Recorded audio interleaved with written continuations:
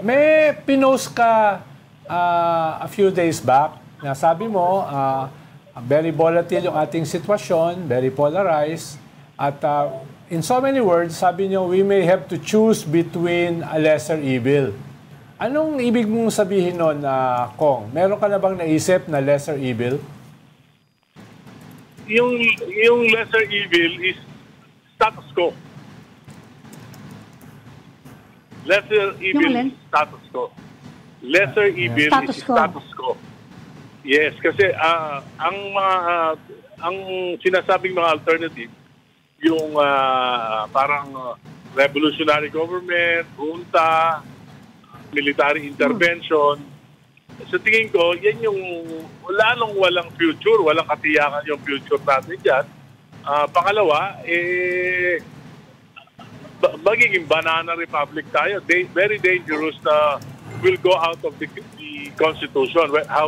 Kahit na gano'ng upload yung 1987 Constitution, dapat mag-work tayo within the Constitution. Yung pangalawa, yung resign BBM, papalit si Vice President Sara, lalong magkakagulo, lalong mapopolarize yung situation. Wala rin namang mababago sa sistema. Magbabalimbingan lang yung mga political dynasties at pati mga magnanakaw sa gobyerno, magbabalimbingan lang. So, walang change. So, mabuti pa. Kaya nga, I'm calling for the President na meron naman siyang, hindi niya matatanggi, na meron siyang pagkukulang sa bayan. Dahil sa nangyari na ito sa tatlong GAA, General Appropriations Act, medyo napabayaan niya yan. Nasa laula ng Kongreso, may pagkukulang siya. So, kinakailangan niya talaga mag-institute ng mga political reforms para makabawi siya sa bayan.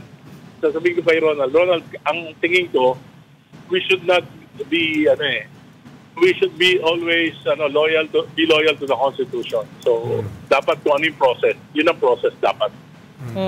Ayaw ko maging banana republic tayo. Pag nagsimula yan, yung mga reset na yan, bandang ulit, para na tayong mga banana republic sa Latin America. Sino ba nagsabi ng reset? Ikaw ba? Sabi kasi ng lolo ko, yung lesser evil daw, evil pa rin eh.